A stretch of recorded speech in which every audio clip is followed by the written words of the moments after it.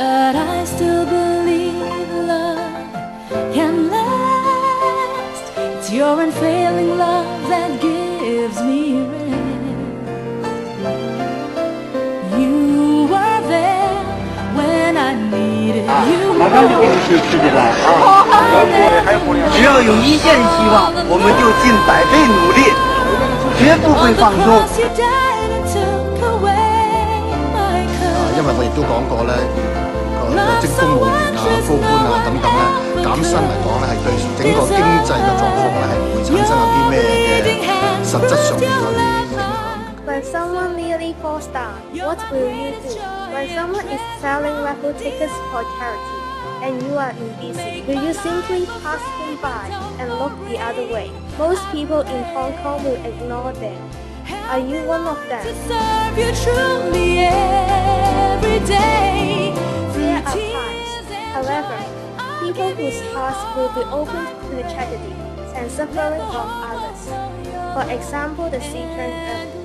I still remember when the earthquake happened, it was a public holidays in Hong Kong, but we were having a meetings at our office. When we heard the earthquake happens, we pitched around 20 million Hong Kong dollar immediately to buy the stuff and the items we think people may need to send to Szechuan. Many people threw off their old selfish nature and embraced a new empathy.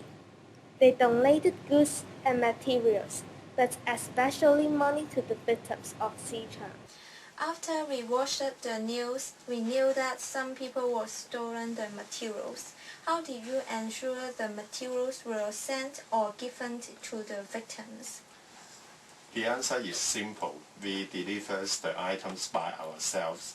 I still remember we have 20 colleagues, including myself, working in Szechuan, and we divide ourselves into several groups, which groups have 3 people as a teams to go to different sites to deliver the materials to the survivors, hand by hand. And once the survivors get the materials they need, they have to sign their name or put their fingerprints on our record sheets.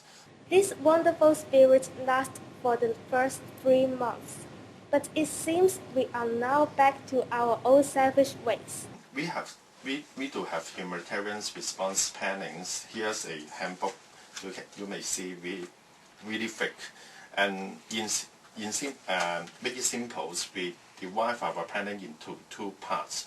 The first part or the first status we call is the emergency status. It is from the just very beginnings of the earthquakes to 1 week later. For that times we just deliver water and foods to the people we met in Szechuan because everyone's in need of the basic necessities to make their survivals. But after that, because some others agency joined for the rescue work, then we have some plannings because people may get other stuff from other agency and they may get more than they need. But for other parts, because we don't get to theirs, people still waiting. So we have to track and to see which districts we should go and which ones need our relief more. Let's say like old people or women or children. So we divide our work into 2 parts. Nevertheless, people from voluntary organizations are still doing many reconstruction works in Szechuan. We need to rekindle that wonderful spirit of giving again for true happiness to come. I hope they can have a better and brighter future, even better than the earthquake happened. What impressed me most is that when I was in Szechuan, people there are not just crying or just feeling bad and sitting down waiting for the relief items. They proactively hope to back to their normal life by themselves.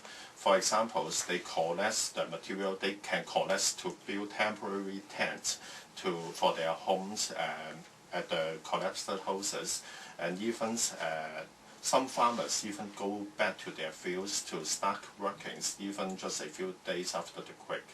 and that teach me a lessons too. Because if I were the survivor, I think I'm not as strong as they were.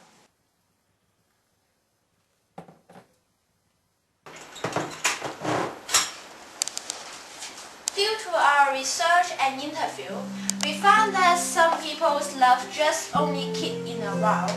However, does it appear after disaster only? Do we need change? What should we do?